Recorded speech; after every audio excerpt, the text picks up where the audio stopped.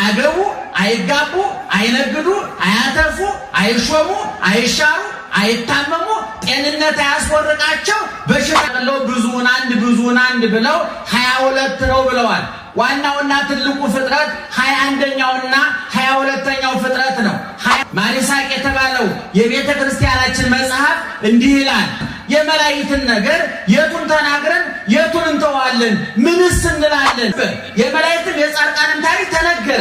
የእመቤታችን ንጽሕና ድንግልናም ተነገረ። የእግዚአብሔር ቸርነትም ተነገረ። የዞረ ድምር ውጤቱ እኔና እናንተ የት ነን ብለን እንድናስብ ነው የሚያስፈልገን። በዚህ ቻናል የኢትዮጵያ ኦርቶዶክስ ተዋሕዶ የንግስ በዓላትን፣ መጽሐፍ ቅዱስን መሠረት ያደረጉ ስብከቶችን፣ መንፈሳዊ ዝማሬዎችን የሚገልጡ ትምህርቶችን በስፋት የሚቀርቡበት ስለሆነ ለቻናሉ አዲስ ከሆኑ ሰብስክራይብ በማድረግ ቤተሰብ ይሁኑ። ይህን መንፈሳዊ አገልግሎት ላይክ፣ ሼር በማድረግና አስተያየት በመጻፍ ይደግፉ።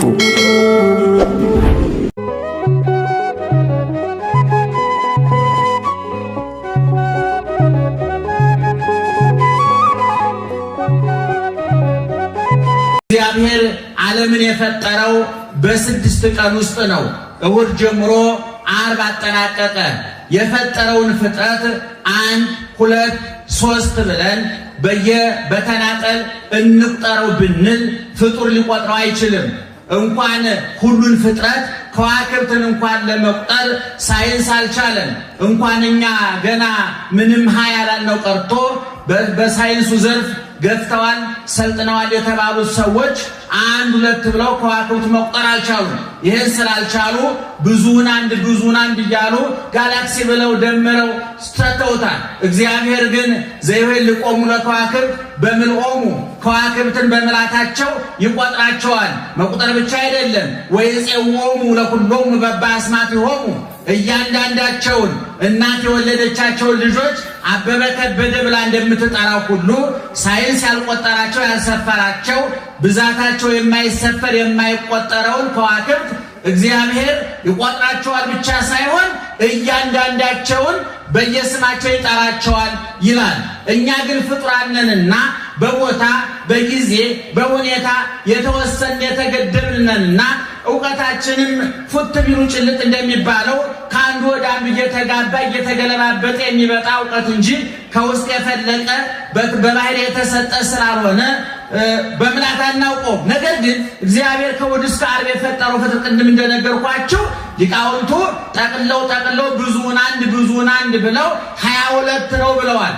ዋናውና ትልቁ ፍጥረት 21ኛውና 22ኛው ፍጥረት ነው። 20ው ፍጥረት እግዚአብሔር ለማገልገል እኛን ለመመገብ እኛን ለማገልገል የተፈጠረ ነው። ሌሎቹ ደግሞ ቅዱሳን መላእክት ናቸው። ማሪሳቅ የተባለው የቤተ ክርስቲያናችን መጽሐፍ እንዲህ ይላል። የመላእክትን ነገር የቱን ተናግረን የቱን እንተዋለን? ምንስ እንላለን? እኛን ስለመጠበቃቸው ጻድቃንን ስለመንከባከባቸው እንዲያውም በተጨማሪ ይላል ታላቅ ወንድም ለታናሽ ወንድሙ እንደሚጨነቀው ቅዱሳን መላእክት እኛን በመጠበቅ እንደ ታላቅ ወንድም ይንከባከቡናል አለ። ታላቅ ወንድም ለምን አላቸው ቢሉ መላእክት የተፈጠሩት እሑድ ሲሆን እኛ የተፈጠርነው ዓርብ ነው።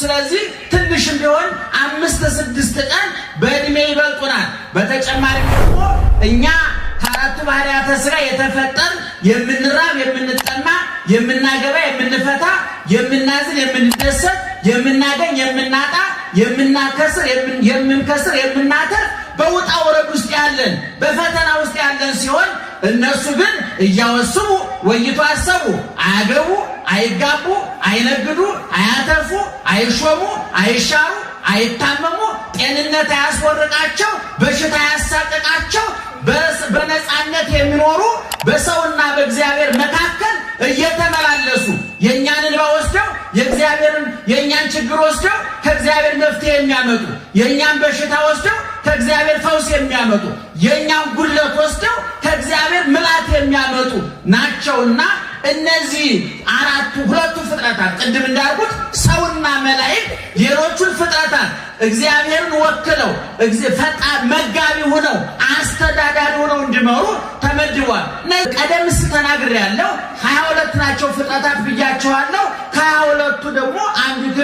የመላእክት ክፍል ነው። መላእክት መቼ እንደተፈጠሩ ከምን እንደተፈጠሩ መጽሐፍ ቅዱስ በቂ ማብራሪያ አይሰጥም። ኦሪት ዘፍጥረት ምዕራፍ 1 ከቁጥር 1 ጀምሮ የሌሎችን ፍጥረታት ማብራሪያ ትንታኔ ሲያስቀምጥ የሰውንም ተፈጥሮ በመጠኑም ቢሆን ሲያብራራ ስለ መላእክት የተናገረው ነገር የለም። ነገር ግን ምዕራፍ 2 ላይ አዳም ከገነት ከተባረረ በኋላ መልሶ ወደ ገነት እንዳይገባ የገነትን በር ሊጠብቁ የታዘዙት መላእክት ናቸው።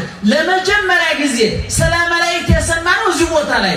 ከዚህ ጊዜ ጀምሮ ግን አዳም ወይም በጥቅሉ የሰው ልጅ በገጠመበት ፈተና ሁሉ ወደ ነደደ እሳት ሲጣል አስቀድመው እሳት ውስጥ ተገኝተው በማብረድ እስር ቤት ሲወረወር እስር ቤት በመገኘት እነ ዳንኤል ለተራበ አንበሳ ሲጣሉ በጉድጓድ እነ አናንያ እና አዛርያ እነ ሚሳኤል በእሳት ጉድጓድ ሲጣሉ በእሳት ጉድጓድ እስራኤል ከግብፅ ሲወጡ መና ከደመና በማውረድ ውሃ ከዓለት በማፍለቅ ከእግዚአብሔር የሚሰጣቸው መግቦት በማስተባበርና በመምራት መላእክት ተገኝተዋል። ኋላ ደግሞ በአዲስ ኪዳን ኢየሱስ ክርስቶስ ወደ ምድር ሲመጣ እመቤታችን ያበሰራት የመዳናችንን የመጀመሪያ ብስራት ያበሰረው መልአኩ ቅዱስ ገብርኤል ነው እንደምታውቁት። ከዚያ ኢየሱስ ክርስቶስ ሲወለድ በበረት ቅዱሳን መላእክት ነበሩ።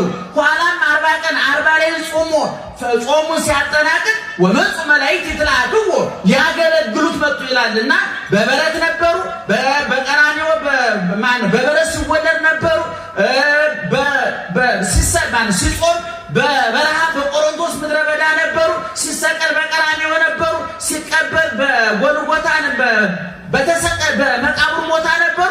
ሲያርግም በእርገቱ ቦታ ነበሩ። ኋላም ክርስቶስ ሲመጣ በመላእክት አጀብ እንደሚመጣ ነግሮናል። እንግዲህ ኦርቶዶክሳዊት ተዋሕዶ ቤተክርስቲያን የመላእክትን ጽላታቸውን ቀርጻ ቤተክርስቲያናቸውን አነጻ መልካቸውን አዘጋጅታ በውዳሴዋ በቅዳሴዋ በማህሌት በሰዓታቷ በምታደርገው አገልግሎት ሁሉ መላእክትን ትጠራለች። ቅድም እንዳልኳቸው ያከበራቸው የሾማቸው እግዚአብሔር ነው። ስራቸው ምንድነው ትሉኝ እንደሆነ ቅድም እንደተናገርኩት ነው። ከእግዚአብሔር የእግዚአብሔርን ቸርነት ወደኛ የእኛን ችግር ወደ እግዚአብሔር ማምጣት ነው። እኛን ማገልገል ነው ማለት ነው። እኛ ደካሞች ነን፣ ውስኖች ነን። ፈተናው ውጣ ውረዱን ትሰሙታላችሁ። ጆሮ የሚገነጥል ልብን የሚያስደነግጥ ነገን የማያሳፍቅ ዛሬ የሚያሳቅቅ ምነው ወደ ትናንትና በተመለስ የሚያሰኝ በዓለም ዙሪያ በአፍሪካ ደረጃ በሀገር ደረጃ በየትዳራችን በየንግድ ቦታችን በየተሰማራንበት ቦታ ሁሉ ብዙ ፈተና አለብን፣ ብዙ አይት አለብን፣ ብዙ ሰቆቃ አለብን። ይሄንን መከራ ይሄንን ችግር ያለ አጋዥ አናልፈውም። የሚያግዙን ደግሞ እነማን ናቸው? ቅድም እንደነገርኳቸው ቅዱሳን ትጉሃን መላእክት ናቸው። ቅድም ወጣቶቹ የአባቶቻቸውን ተቀብለው ያሉት ምንድን ነው? ቀዋማያን ለነፍሳት እሙንቱ ሊቃናት ራጉኤል ወሩፋኤል። እነዚህ ይትፌነው ለሳይል እምኀበ ልዑል ከእግዚአብሔር ዘንድ ለይቅርታ የሚላኩ የነፍሳት የክርስቲያኖች ጠበቆች እነ ቅዱስ ጴጥሮስ እስር ቤት ሲገቡ እስር ቤት የተገኙ ቅድም እንደተናገርኩት እነ ዳንኤል አንበሳ ሲጣሉ እዛ የተገኙ እነ አናንያ ሲነዱ እዛ የተገኙ እንደው ቅዱስ ራጉኤል ደግሞ ኢያሱ በገባዖን ፀሐይን ሲያቆም ጨረቃን ሲያቆም ርስትን ሲያካፍል እሱ ጋር የነበረ የፀሐይ የጨረቃ የከዋክብት መጋቢ ቀኑ ለመምሸት ለመንጋቱ አስተዳድር መግብ ተብሎ ከእግዚአብሔር ስልጣን የተሰጠው መልአክ ነው። መጽሐፈ ሄኖክን በሰፊ ብታነቡ ታገኙታላችሁ።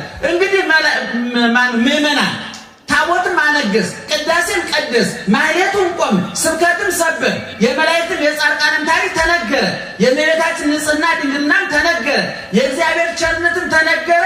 የዞረ ድምር ውጤቱ እኔና እናንተ የት ነን ብለን እንድናስብ ነው የሚያስፈልገን። በልቦናችን ያሳድርብን።